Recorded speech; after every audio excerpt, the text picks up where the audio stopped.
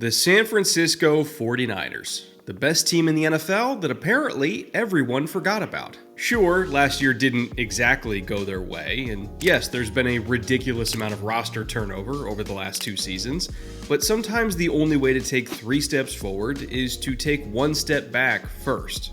Addition by subtraction, so to speak. This is day 5 of the annual Bootleg Summer Series, 32 episodes covering 32 teams to get you ready for the entire 2025 NFL season. In each one of these episodes, we use film, analytics, salary cap breakdowns, and all manner of nitty-gritty football nerddom to answer the 3 questions that make up the central pillar of this series. What was this team's identity before? What is their identity now? And what does a successful 2025 season for this team actually look like? Is it enough for this fan base, for the Niners to just get back on the proverbial horse this season, or are they already in Super Bowl or bust mode again? The answer to that question is predictably complicated. Jay, Autumn, Anthony, roll the intro.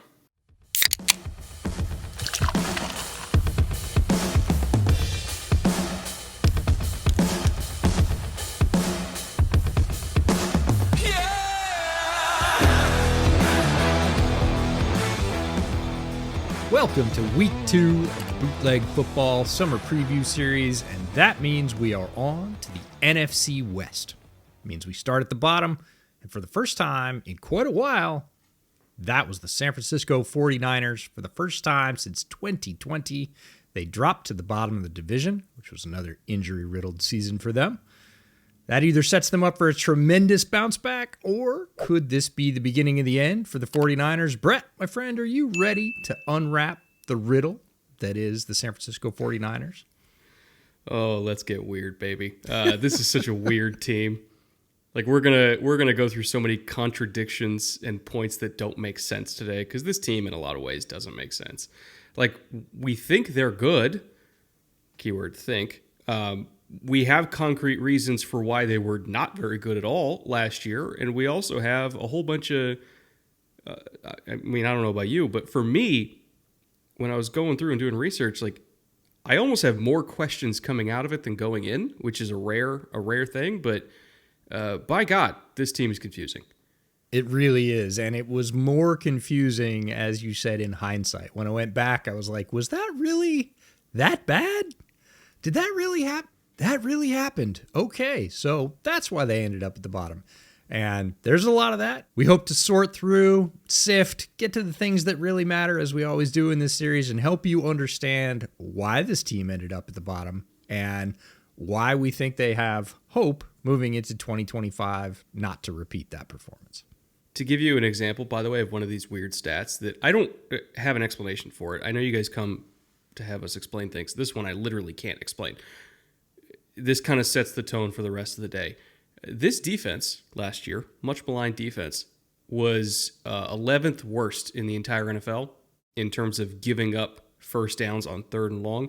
You'd think being 3rd and 7 plus would be a good thing for a defense. Not really for the Niners. They were almost worse in 3rd and long than 3rd and medium. And yet, somehow in 3rd and long, they also had the 9th lowest passer rating allowed. Like, I don't know how you could be top 10 in passer rating allowed and bottom 7 in first downs allowed. Like I said, very odd team. There's a lot of things that I just won't have any explanations for today. I'm going to try to explain as best I can what the identity of this team was last year and what we think it will be going forward. But even Niners fans would admit that this team is, I don't even think hard to watch is the way to describe it. It's just, you never really know what you're going to get. It's extremely confusing, a lot of cracks in the dam, a lot of fingers being pointed at not just one area. A lot of times when fan bases are upset, it's, look, the offense sucks, or the quarterback's bad, or the coach can't call a game. Seemed like every week there were fingers being pointed at different parts of this team, lots of them aimed at the defense, but yeah, injuries, inconsistencies, and things they just had been very good at in previous seasons, they were not very good at last year. And that was a major drop-off. Of course, they made a bunch of changes. We'll talk about that as well. But overall in 2024, they finished 6-11. Their rank in the division was fourth. They were 1-5 in division games, which I can't remember the last time the Niners only won a single game within their division. The home record, 4-5, road record, 2-6, and down the stretch, they struggled. The wheels really came off. They were 1-4. All of that to say, they were not a very powerful team. We do a thing called Power Score on the Bootleg Summer Preview Series, made up of passing offense, passing defense, rushing defense, points scored, and points allowed. And for the offensive and defensive stats, we focus on EPA. We just take their league rank. Where did they rank compared to their peers in all these categories we think makes a football team good? For the passing offense, they were 9th. That's pretty darn good. Pretty typical of a Kyle Shanahan team. Rushing offense, they were 13th. They didn't fall off that badly. Pass defense, they were 16th. You can get away with being middle of the pack in pass defense. Rushing defense, they were 29th. This team could not stop the run. And typically, we get on teams that can't stop the run pretty hard on this podcast. And there have been lots of other teams that have been on the whipping post for that particular football sin. It has not been the 49ers. Points scored, they were 13th. Again, the offense performed admirably. Points allowed, this is where the bottom absolutely fell out and why I think they ultimately made the change at defensive coordinator. They were 29th in the NFL, and you are not winning a lot of football games in the National Football League if you give up almost the most points in the entire league. If you add up all those ranks, divide by 6, they made their power score 19th. They were the 19th most powerful team, which is middle of the pack, but I really think the points allowed, the terrible scoring defense, sunk this team in 2024. Before I go to my diatribe here, EJ, I have to remind everybody, I'm going to be throwing a lot of numbers at you. And if you're just listening along on audio form or you're watching along on YouTube, don't feel pressured to take notes and try to write everything down. Like, we have all the numbers for you over on the Patreon. You don't need to try to process this all at once. So if you are a patron and you want every single stat that I use today and more, and you want to parse out all the little scheme nuances, in terms of how this team operates, and you want it all written down, again, that is over on the Patreon at the QR code or at the link in the description below. There's a whole bunch of stuff we're not even going to touch on today that's in there too. So don't feel pressured to take notes. I'm just kind of pulling the key points here from all this data that can ideally make some sense of this team. But first things first, we're going to start with the offense. And the number one thing you need to take away is that the narrative that Brock Purdy is propped up by the Niners rather than the Niners are being propped up by Brock Purdy is ridiculous. This team, I am not even kidding, would be one of the 5 worst teams in the NFL if they did not have Brock Purdy, and it's not even close. Like, they are objectively bad. At least they were objectively bad in so many ways. And the only reason they were sort of kind of mid was because of the existence of Brock Purdy. He is not a system quarterback. He is the system. You plop a lot of starters from around the league in this offense, the way they run it. We'll get into that in a second. You put a lot of starters around the league, good starters, on this team and ask them to do the same things that Purdy was doing, they would fail. He is worth every single penny. He's the only reason all of these people still have jobs, because if you look at their draft history, there's a lot more misses than hits there. Like, this roster has been depleted so much, and the only reason it still works is because they hit on a 7th round pick a few years ago that is the glue that holds the entire franchise together. I really, really cannot emphasize enough how lucky they are to have him. Like, that's okay. It's bad. I can. So we're going to rabbit hole before we get into scheme about this point in particular because of the narrative around Brock Purdy. Now, you laid it out. So many people think Brock Purdy is a placeholder or that anybody could do it in his position. That's direct, but it's also not true. This roster has been depleted year after year because of the draft history. And you posted this the other day, and I'm going to go through just the top 3 round picks from 2023, 2022, 2021 and 2020, 4 years worth. And if you miss on rounds 1 through 3 for 4 straight years in the draft, you're going to be talent deficient as a football team. I'll let everybody at home decide whether or not you think these are hits or misses. 2023, 3 third-round picks: Jair Brown, Jake Moody, Cameron Latu. Oh, they took a kicker, your favorite. We won't even get into that. I don't even need to put that chip on the table for this particular argument. 2022, round 2, Drake Jackson. Round 3, Tyrion Davis-Price. Round 3, Danny Gray, wide receiver. 2021, round 1, Trey Lance. Ooh. Round 2, Aaron Banks. Round 3, Trey Sermon, one of your favorites. Ambry Thomas. Wow, the stray.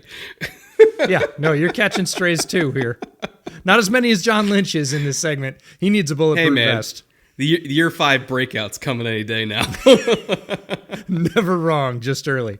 2020, Javon Kinlaw, Brandon Ayuk, both round 1 picks. They did not have another pick until round 5, who was Colton McKivitz. But of all the names I listed, that is not the core of a winning football team. So many of those players are role players or not even on this team anymore. So it's not just that Brock Purdy is the bandage over the Trey Lance wound.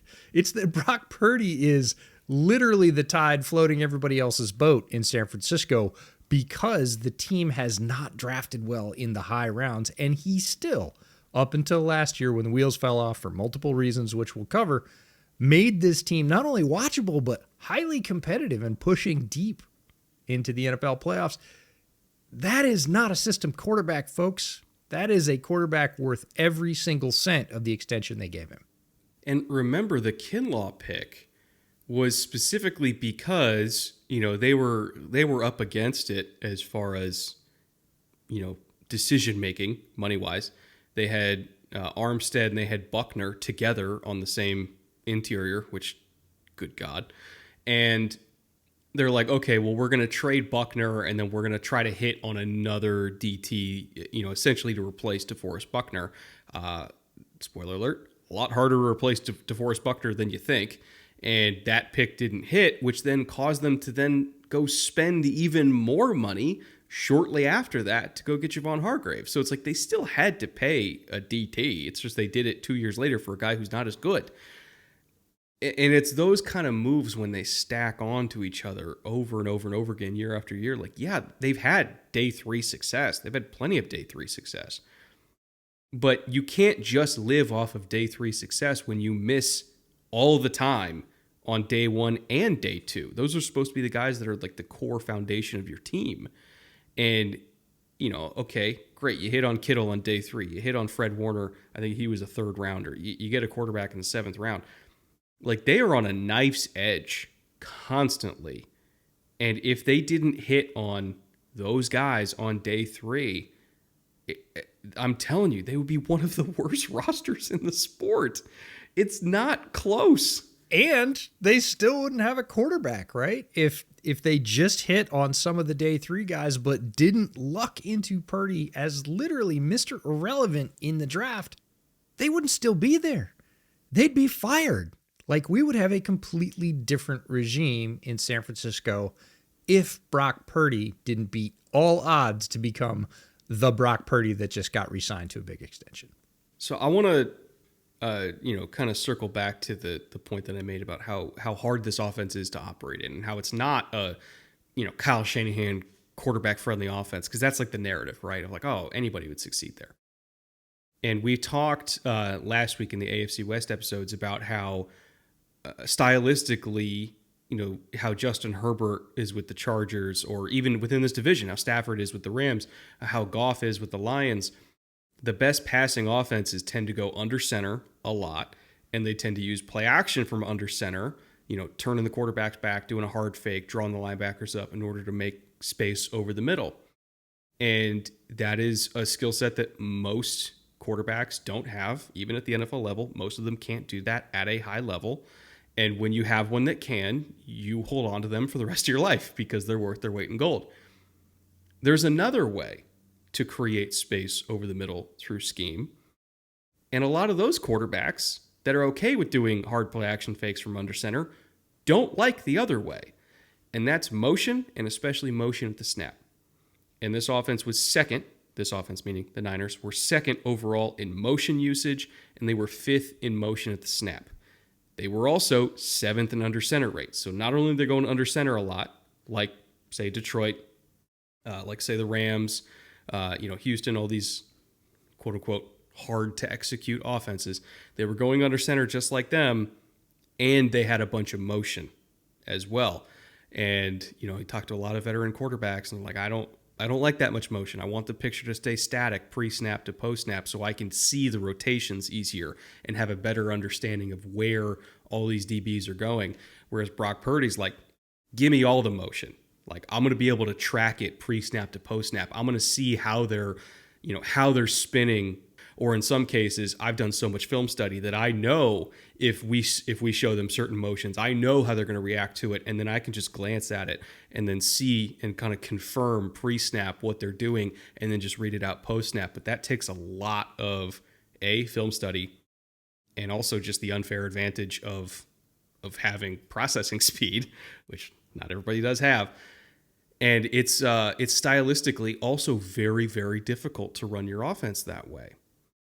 And when I look at this offense that really, really emphasizes motion and post-snap processing, reactions to motion, and how effectively Brock not only does that, but then also uses head fakes and glances and other stuff to move these linebackers out of the way. Because keep in mind, if you're not doing hard play action fakes from under center, there's nothing to keep those, or there's nothing to stop those hook defenders from just staying at depth. Like, you're not drawing them up. So the quarterback then has to be the one to move them by himself.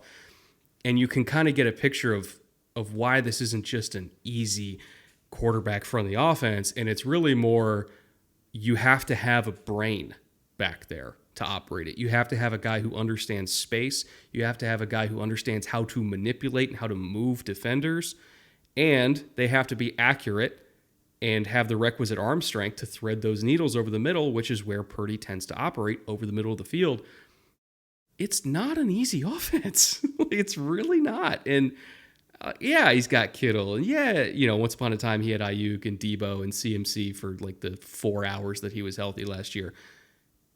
But it's not just about skill position talent. It's about the little nuances of being able to operate this offense to perfection, to get those skill position players the ball at the right time, in the right place, to maximize their skill set. I really don't think there's a lot of guys that could do this. And most of the ones that can do it are the ones that are winning MVP, but Brock doesn't get that kind of credit. Too long didn't read version is Brock Purdy wants all the smoke as a quarterback. Yep. He wants degree of difficulty cranked up to like 10, and he is happy to do it. And again, he's fairly quiet about it. He is not mouthy telling everybody how good he thinks he is. He's just letting his play show that on the field, and it's amazing to me how many people are able to discount that for multiple reasons and really ignore the things he does really well to make this very difficult offense work at a very high level. I also want to mention one more thing about, his contract, because people are like, oh, they're not going to be able to keep a team together when they're paying their quarterback that much. You know what his cap percentage is for the next 5 seasons? Keep in mind the top of the quarterback market, like the Dak Prescott contract when he signed. The cap percentage was like 23, 24%. Purdy's highest cap percentage from now until 2029, so we're looking at 5 seasons, is 17.7%, and that's not till 2029. But over the next 4 years, it's 3.27% of the cap this year, 8% next year, 9% the year after that, and then it gets up to 15% in 2028. Such a big deal, especially for a team that isn't really going to be paying anybody else because they haven't drafted well, so who else are you going to give the money to? Like, it's such an overblown storyline that they're not going to be able to pay anybody because they paid their quarterback a reasonable contract that was far more team-friendly than the Niners probably deserved, because he's the only reason they're even employed. Like, he gave them a break. Let's be honest. He gave them a break. And they are going to be just fine as far as team building goes. And I'm glad that we're able to make that point, because even when the contract came out, I was like, oh, I feel like he could have gotten more. And then, of course, you always have to wait for all the details to come out and see the structure, because they are all very different. They manifest very differently early or late in the deal. When you look at his overall deal and you have these people howling that like, oh, that's just too much money. You're like, oh, you don't really pay attention to football, do you? That's actually not a lot of money, and it's not even as much money as his peers. Did you howl as much about those? And if you did, you just howl about quarterback contracts because they're big and they earn a lot of money. If he was drafted in the first round with the resume that he currently has, nobody would make a stink about it. But because he was a seventh-round pick, they still think about it, and they're like, oh, but he's just Brock Purdy. And it's like, no. It's not just. It's Brock Purdy. I also want to touch a little bit on the trench play for this team, or rather lack of trench play. Defensive line had been depleted for years and years and years, which is why they spent so many picks on it in this draft. And believe me, Niners fans, I know this sounds like a negative show so far, but we're trying to set the stage for all the problems that then we think maybe possibly potentially got fixed this offseason. That'll be the second half of the show. But this defensive line was not great for what they were spending on it, right? 10th worst in rushing yards before contact per attempt allowed, which is it's a very niche stat, but it's an important stat. It's basically how quickly are you able to actually make contact with the running back when they're breaking the line of scrimmage. They were bottom 10 in the NFL. What was odd, and this was actually one of the things that Brock Purdy being so good almost hindered them defensively.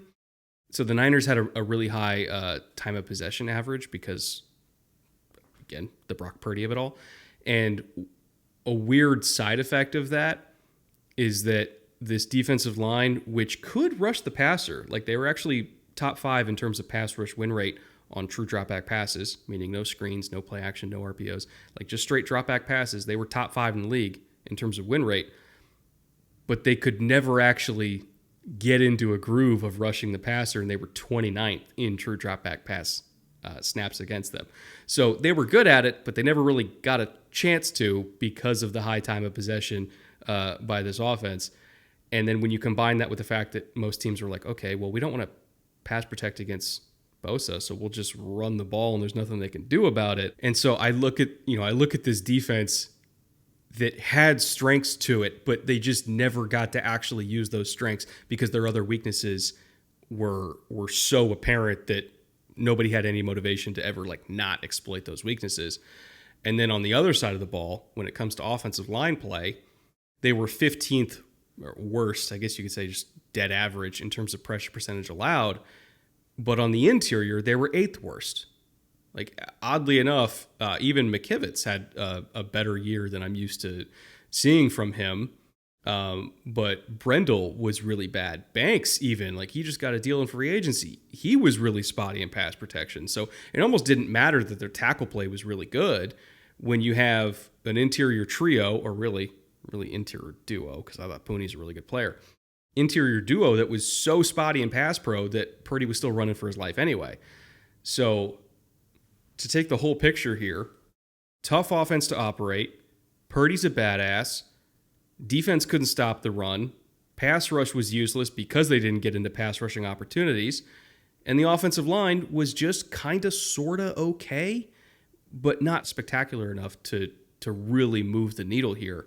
And that's how you end up with a Niners season that everybody was going into it super excited, and then they just flamed out. CMC injury, sure. Ayuk injury, sure. That matters, but the rot was at the core of the foundation here. It wasn't just skill position injuries. Literally in the middle, if you're talking about the core for the offensive line. And when they did give up pressure, it was pressure up the middle, which is the kind quarterbacks hate because it's immediately in their face and blows up the play from 1.5 seconds after the snap.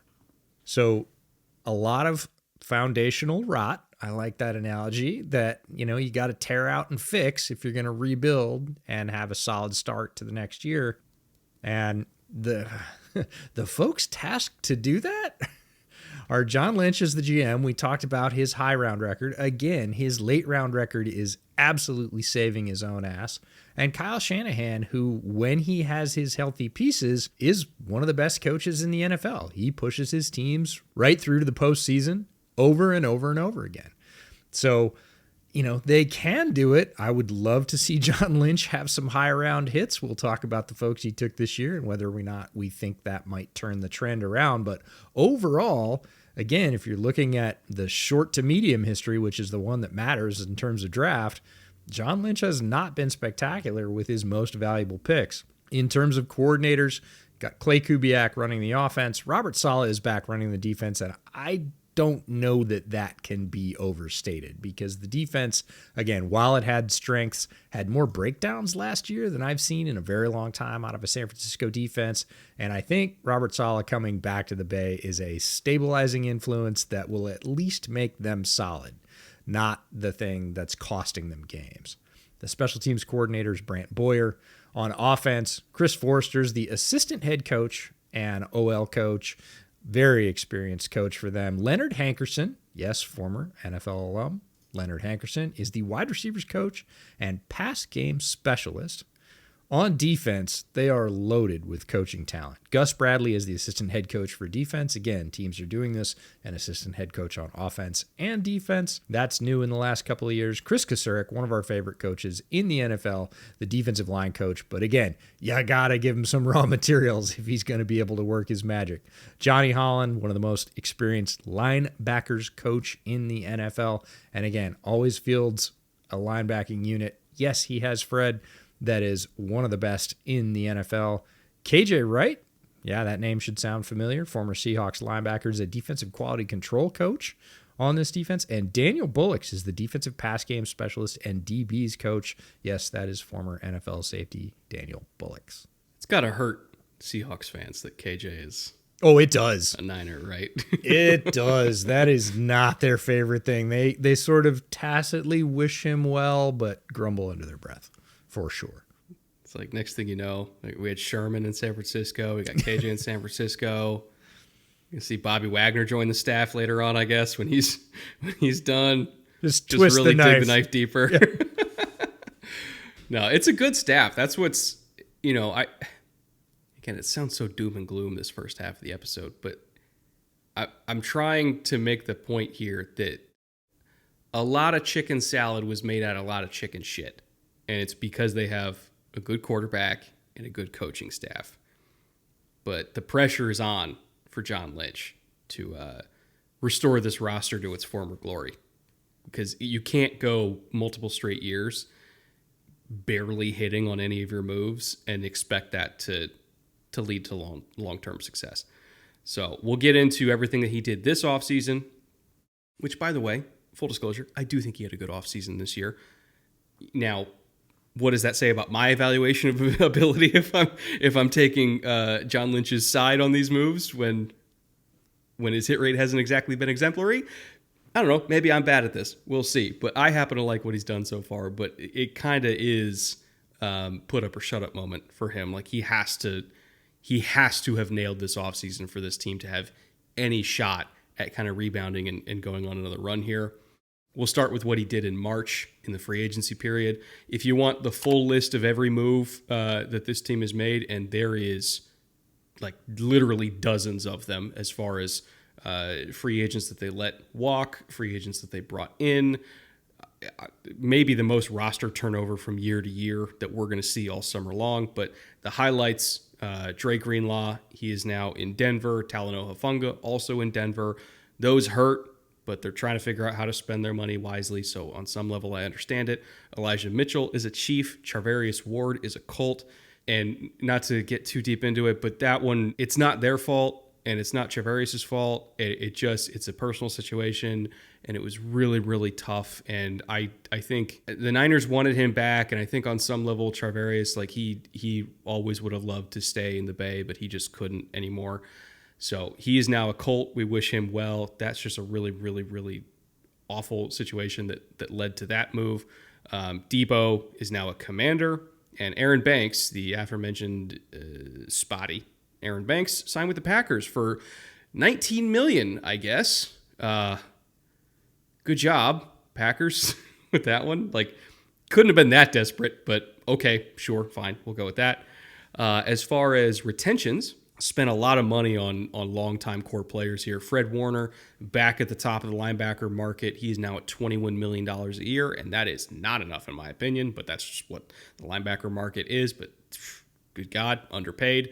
George Kittle, back at the top of the tight end market at $19.1 million. He's 32, but you wouldn't know it by watching him play. He's still just as explosive as ever. And then Kyle Juszczyk, we weren't sure if he was going to be back at the start of the offseason, but he is at $3.7 million at 34 years old. Still one of the most versatile and skilled fullbacks in the NFL. And of course, the big one, Brock Purdy, $53 million a year brought back on that extension. But as with all quarterback deals, do not pay attention to the AAV number. That $53 million is not real. You know, if you're looking at how he actually gets paid, he doesn't have a base salary of more than $34 million until 2029. You know, there's a big signing bonus that gets prorated. There's a bunch of option bonuses that again get prorated. And so if you're looking at the actual cash flow, it's not 53. And if you're looking at the cap hits, it's definitely not 53.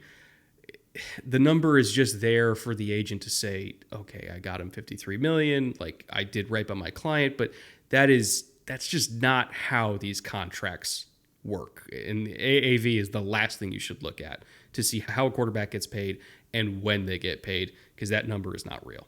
And it is one of those things that I think NFL fans are becoming more savvy about, but we do love low-hanging fruit, man. People want to jump on that number for multiple reasons, and as much as we'll caution them to hold out, wait a couple days, see what the actual numbers are, see how it actually manifests and how he gets paid, when he gets paid, people still just love that number.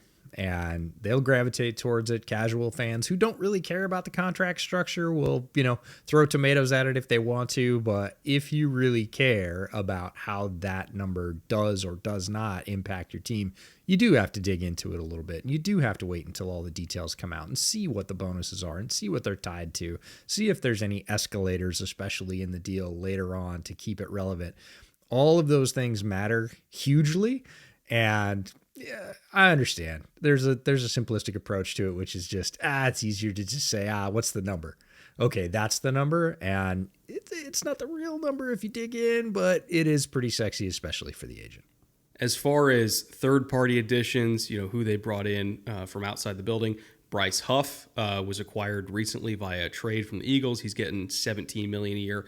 Richie Grant, a one-time E.J. Snyder favorite in the draft, brought over from Atlanta for $1.5 million. Jason Pinnock, who both of us loved coming out in his draft class, brought over from the Giants for $2.2 million. Demarcus Robinson carved out an excellent career for himself as everybody's favorite number 4 wide receiver. I feel like he's never been above a number 4 anywhere he's been, but he's also been like a really, really good number 4. So that's a pretty quality signing for $4 million a year, considering where the wide receiver market is. It's pretty good value. And then Trey Brown, corner from Seattle, yet another Seahawk going down to the Bay, brought in for $1.7 million. I also want to mention John Weeks, one of the longest tenured Texans ever, 39-year-old long snapper, who I'm pretty sure was there when Kyle was the OC in the late 2000s. That's how long he's played. But John Weeks, back for another ride. Man, that's a fun connection. I hadn't even made that connection. That's nuts. Because how many Texans are left from 2009? Yeah. And long snappers, to be honest, not tracking their movements that closely. But Demarcus Robinson feels like one of those really, I'm just going to say 49er signings, right? When I saw that he signed in San Francisco, I was like, oh, I actually kind of like that. And I'm not sure I would have said that for like the majority of the other NFL teams. But if he was going to carve out a role greater than he has so far in his career, San Francisco feels like a place where he can do that. It felt like an intentional move. And again, for $4 million, that's pretty low in the wide receiver market. It is more emblematic of where he's been in his career as like you said, everybody's favorite wide receiver 4. But Something, we'll check back in the middle of the season, but something just sort of ticked my radar when I saw that signing and thought, ooh, he could do a little bit more there, or just be one of those guys that San Francisco always seems to have that is not the focus of their passing game, but comes up with a lot of sort of signature clutch catches to move drive forward. Then you look back at the end of the season and you're like, oh, he had 35 catches? How is that? He had a big catch every week. He only had one more besides that on average. Yeah, that might be Demarcus Robinson next year. I looked it up, by the way, and Weeks missed Kyle by 1 year. Oh, so close. He joined in 2010. Kyle's last year in Houston was 2009, but John did play for Clay Kubiak's father, Gary Kubiak. So, if it's we're all still in trying the to family. do the Kevin Bacon thing here.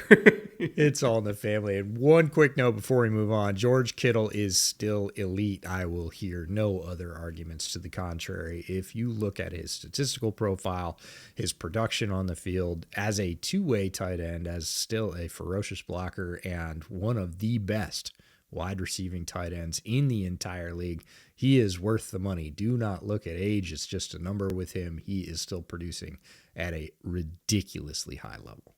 So I remember looking this up before. So George Kittle right now, among all tight ends ever, keep in mind he's 32. So he has 7,380 total yards as of right now. He's probably going to pass Jackie Smith and Ozzie Newsome this year. He's got a decent shot. Like if he gets 1,000 yards, he's going to pass Zach Ertz. He's going to get close to Jimmy Graham. He's going to be getting close to Greg Olsen, and he does this for a couple more years. He's passing Gronk, and he's nipping at the heels of Shannon Sharp. So we're looking at a tight end that's going to end up with like top 6-7 tight ends ever when all is said and done in receiving yardage. And oh, by the way, incredible blocker. It's a Hall of Famer, folks. So pay him what he's worth. All right, let's get to the draft, EJ. I thought this team did as much as they could to set themselves up in April to replenish the defensive line because everybody knew they were going to have to replenish the defensive line. The only question is, will all of their defensive line picks actually hit when they need it most? Well, at least some of them will, and they did take the shotgun approach. So, again, they're not pinning their hopes on one particular player working out. But I got to say, my favorite parts of this draft are after round 3, which is a very John Lynch staple at this point. But let's start it off at the top. Tough year at the top of the draft, especially for teams in this range. In the first round, they were at number 11. They take Mykel Williams, the defensive end out of Georgia. And again, we talked about it all throughout draft season. We told all of you that really there was a shelf after about 4 players in this draft where talent levels evened out and you were really looking at fit. They believe in Mykel Williams being able to continue to develop as a big-bodied, very athletic defensive end / edge. They take him at 11 in round 2. They come right back to the defensive line, grab one of my favorite players in the draft, Alfred Collins, the defensive tackle out of Texas at number 43 overall. I think he has a very good chance to pan out, both in this style of defense, playing for Chris Kasurik, and I don't think he's reached his ceiling yet. Some of his flashes at Texas really encouraged me in terms of being a complete disruptor on the inside of the defensive line, somebody that can rush the passer. Didn't finish a lot of those rushes at Texas, but did get into the backfield and cause disruption and is an absolute force against the run as well. So really like the Alfred Collins selection. Round 3, number 75. I got to let you talk about Nick Martin, the linebacker from Oklahoma State, because this was the one that kind of threw me off track early in the draft for the 49ers. EJ, I'm going to be real nice here and just say I would not have done that in the 3rd round. And duly noted. In an effort to be as positive a podcast as humanly possible, I will stand on those words. But boy, they hit on the round 4 guys. Yeah. I'll give them that. Round 3, okay. Yeah. And again, if you like Mykel Williams and Alfred Collins at the top, it was a very strong start. Nick Martin, again, bumps us off the groove a little bit, and then they have another round 3 pick. Only 25 picks later, pick 100, a compensatory pick for them, and they pick Upton Stout, the cornerback from Western Kentucky, who is an absolute pest. Like, he is a shit stirrer extraordinaire. As an all-around cornerback, I don't love him. So again, this was the point at which in the draft, when we were doing the live stream, I was like, well, I'm going to call that 2 for 4. They're doing the thing again, EJ. Or maybe 1.5 for 4, which, depending on what you think of Michael Williams and whether or not you were leaning into his strengths and his ability to develop, or saying, why didn't he do more with what he had? Depends on what side of the fence you were sitting on there. But yeah, at this point in the draft, I was like, well, you better make up some ground. And then we get to day 3. Round 4, pick 113. Only 13 picks later than the Upton Stout pick. They go and get CJ West, the defensive tackle out of Indiana, who we interviewed at Shrine Bowl. Great player, great guy. Force against the run. A lot of people were sort of heralding his upside as potential pass rusher. I didn't see that as much. There are rushes where he does it. So if we're going with your rule of you've showed it to me, I've seen you do it, he just didn't do it very often. So he's going to have to do it more. But again, in round 4, he is rock solid against the run and very good from a schematic perspective, playing his role within a defense. I like his fit in this defense and thought he was a good pick in round 4. They were lucky to get him there. Also in round 4, this is where it really starts to heat up for me. Pick number 138, a compensatory selection for them. Jordan Watkins, the wide receiver from Ole Miss, who I am extremely hot about, not only because of his talents at Ole Miss, but his fit in this particular offense. His fit in Shanahan's offense. I am Jordan Watkins pilled. I am crazy about this landing spot. And I know you loved him as well. You brought him up. I think he was a gem for you. Talk about Jordan Watkins for a second, because I love him and I know you love him too. This was one of my favorite picks they had in this class. And keep in mind, overall, I really do love this class. They got the speed wobbles in the 3rd round there, but they recovered. And one of the reasons they recovered is because they got Jordan Watkins in round 4. One of my I don't want to say favorite receivers because I didn't have him in like the top 5, but I had him high enough where I know my grade on him was much higher than most other people. So I'll say underrated receivers in this class. Played mostly outside for them, and maybe that was partially because of injuries to the receiving core. When Trey got hurt, it kind of changed where they wanted to line everybody up. But you would think for a shorter guy, and he's, 5'11", 200, somewhere around there, you'd think for a shorter guy, he would major in the slot, but they actually left him outside the vast majority of the time. And it was because he could actually beat press coverage. He could get vertical, great contested catcher. Caught my eye at the combine when we were down there watching him run through all the drills, and I was like, damn, he's a really, really snappy route runner. People always talk about like crispness of routes. It's not necessarily about crispness for me. Like, okay, you can do cone drills really quick. It's more so, are you maintaining the pace through your route, through your cuts? Are you having to slow down to change direction, or can you change direction quickly at speed, even if the cut isn't super crisp? If you're moving at full speed without losing any of that speed through the cut, you can get away with rounding a little bit because you're going to get to that spot faster than the DB anyway. And he is really, really good at maintaining his pace through the cut.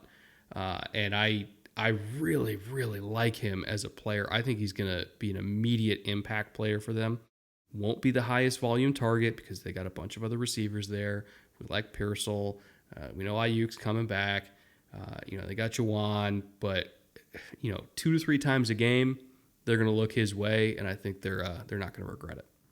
Love the versatility, the speed, the toughness, the hands, his ability to run a bunch of different routes well. Just think he's a tremendous fit in this offense. Now in round 5 at 147, a pick they got from the Saints, they get Jordan James, the running back out of Oregon, who I like as an all-arounder. And man, if we've seen anything throughout the years from San Francisco, it is low-round running backs who get a spot in the rotation for whatever reason, usually injury, unfortunately, and just go off. And I'm here to tell you folks, Jordan James could be the next guy in that line. He has those kind of skills, and getting him in the 5th round is, I think, more an indication of the depth of the talent in this running back draft than any particular shot of Jordan James's skills and saying, oh, he's just a 5th rounder. You're lucky to get him in the 5th round. Also in the 5th round, number 160, pick they got from the Vikings, Marquez Siegel, safety from Kansas State, absolute hammer. If you want a Hufanga replacement, he's going to bring that absolute aggression from Hufanga's game as a just demolisher of the run game from depth. Like, he's a box safety. He's going to come down and hit people, and he is really good at it. In round 7, they had 3 picks. Number 227, Curtis Rourke, the quarterback from Indiana, CJ West's teammate. Also, number 249, a compensatory pick, Colby, the guard from Iowa, more interior line help for them to take a look at. And round 7, one of my favorite players in the entire draft, Junior Bergen, the wide receiver from Montana. Not a high volume player, not a high height weight stats guy.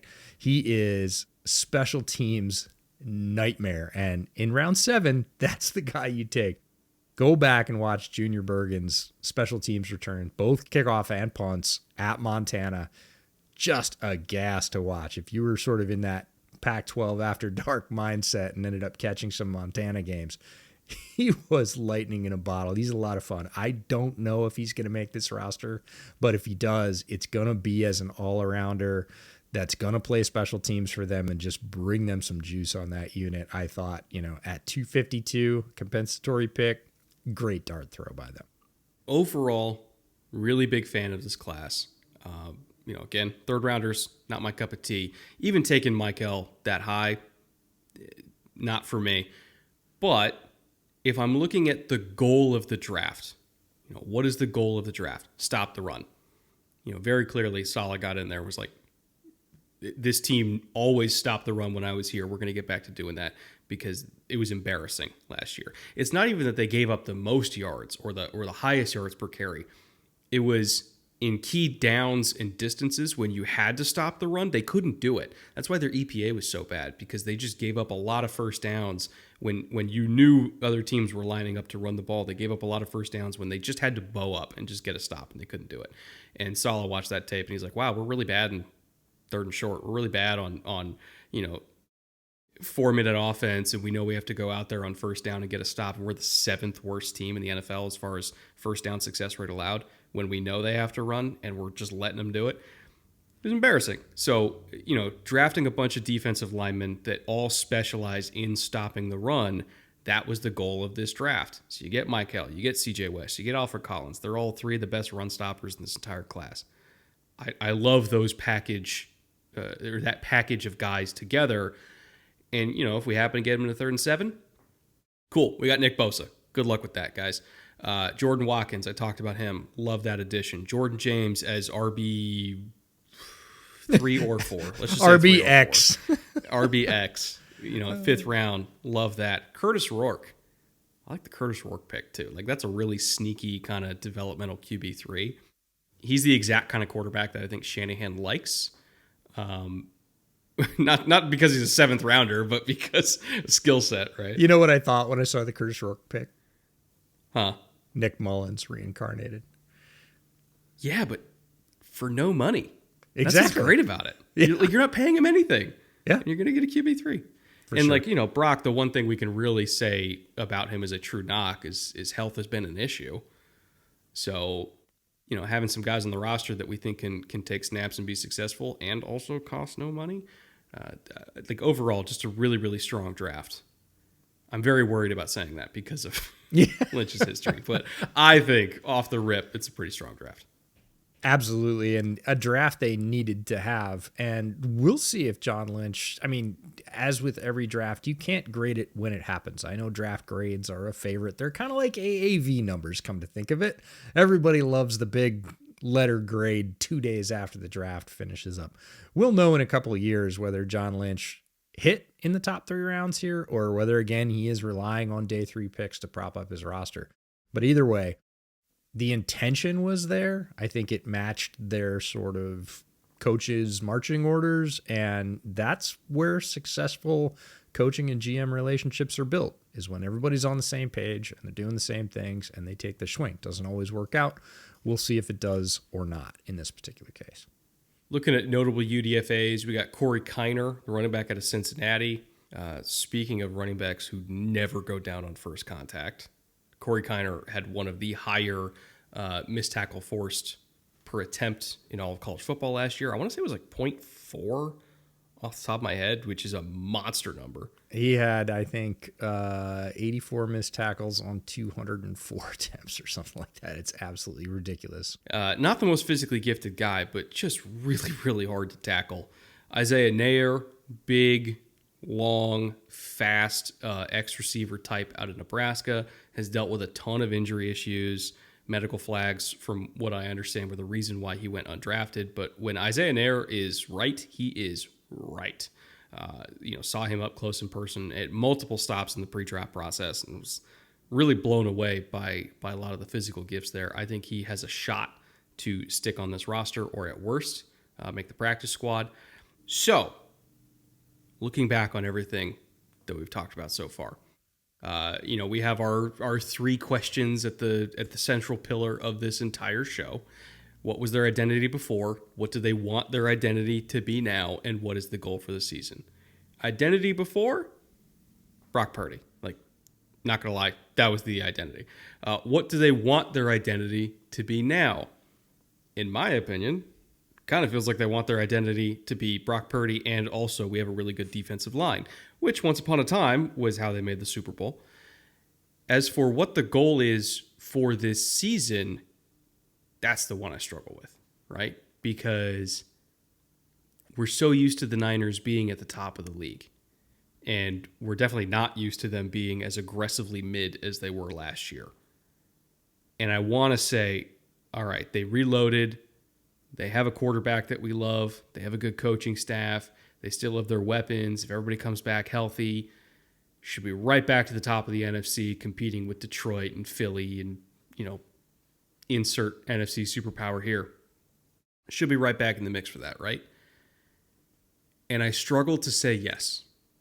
I struggle to think that those 2 to 2.5 years of roster depletion that we saw take such a toll in 2024, I struggle to think that roster depletion isn't still there.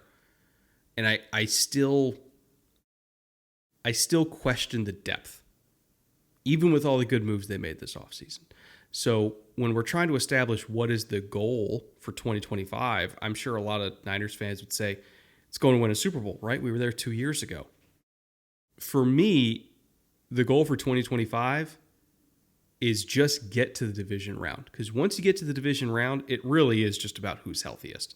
Because when you're in the last 4 teams of each conference, unfortunately, durability and who you got left on the team tends to be the biggest factor in who moves on.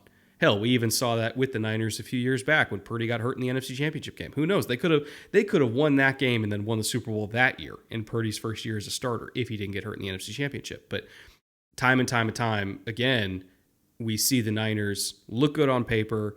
They take a couple key injuries. They're not deep enough to sustain it. They get to the playoffs, or worse, they flame out before the playoffs, and then we come back the next season and we're like, this is the year. They're all going to be healthy, and they're going to go on a run. And it's nice to wish and hope for that. But I still have so many reservations about the lack of depth on this team that I think the goal should just be get to the division round and then reassess, and we'll see who's left. And if everybody's still standing, all right, now we can recalibrate and say, let's go for a run at a Super Bowl. But I worry about making it 18, 19 games with what they have intact. In the current setup, I worry a little bit that the San Francisco 49ers have become a bit of an echo chamber. And so I'll go back to that second question. What do they want their identity to be? And I think the answer is what it was just a couple of years ago. But then that leads to, we're worried about the depth. They haven't stayed healthy. They've been bit by that before. And they get right to the precipice. They get hurt. They take some injuries, as all teams will in a very long 17-game season, and even more if you're into the playoffs. And their depth, because of the bad drafting that we talked about, can't withstand those hits. And it's rinse, lather, repeat. So it almost worries me that they're like, well, we just want it the way it was. And I'm like, well, the way it was has holes, and everybody else is continually moving forward. Have you really made enough progress to be there, to earn your way all the way up to the division round? I think, honestly, if they're being everybody says they want to win the Super Bowl every year, but if they're being honest with themselves as a team and a franchise, it should be trying to win their own division this year. Which is really hard, by the way. Which is going to be very difficult. Have you seen the rest of the NFC West? We're going to be talking about it all week, folks, but it is not an easy task. But I think first things first, before you say, oh, we just want it the way it was, where we're, competing deep into the playoffs every year, and we're sort of, we're running it all back. We're bringing Salah back, and we're going to be able to stop the run again. And, we've paid all of our, long-term sort of core stars to just keep everybody in the building.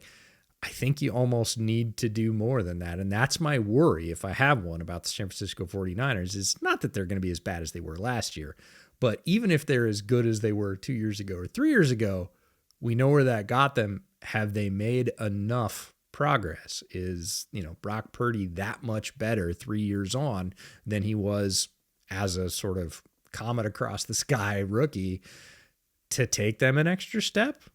I don't know. We'll see, but that's the central question for me is the Niners of 2 or 3 years ago good enough to get you farther than the Niners of 2 or 3 years ago got? And I know there's Niners fans out there that are like, yeah, but we're literally one play away from a ring. Like, why would we ever divert from that formula when we were one play away? And, okay, yeah, we lost, but, we're right there. And it's like, yes, you were right there. But the team that beat you in that Super Bowl, twice even, has evolved so much, not just since the first time you met him in the Super Bowl, but since the second time you met him in the Super Bowl. They've evolved so much since then, and they have added talent, and they've shored up weaknesses. Philly, arguably your main rival in the NFC, has continuously evolved. Even since last year, the Eagles have evolved. The Rams have gotten better. The Seahawks have remade their roster. Even the Cardinals, the Cardinals aren't a joke anymore, and we're going to get to them tomorrow. But that's not a walk in the park to take on Arizona next year. Even if they're not at the top of the NFC, they're not bad. They're really, really solid.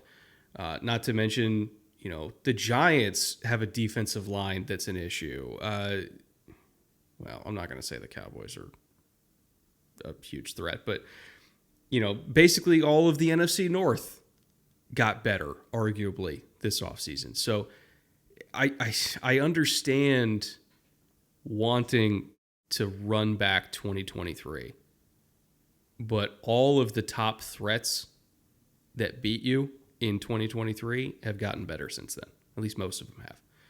So the real question is, has this team gotten better since 2023? And I don't know yet. Because we're banking on a lot of youth. We're banking on guys entering the league and hitting their stride immediately, and it's possible. Sure, it's possible. Is it something that you're going to count on? That's an entirely different question. So I like yours. Win the division and then go from there. Because if you can win the division over the Rams and over the Seahawks, and yes, even over the Cardinals, you're probably a really good team. And at that point, it's anybody's game. All right, EJ. What do you say we get out of here? Because we have 3 more NFC West teams to get to this week. Reminder for all patrons, we did do a division last week in the AFC West, and we did our AFC West picks, and we did a bonus division recap episode on Friday over on the Patreon. So if you want even more, you can go check out the Patreon at the QR code on the screen or at the link in the description. If you want the massive infographic that has every stat you can think of, every metric, every schematic number that you could ever want for the 49ers as we head into 2025, all those infographics for every single team that get released every single day as these episodes come out are also over on the Patreon.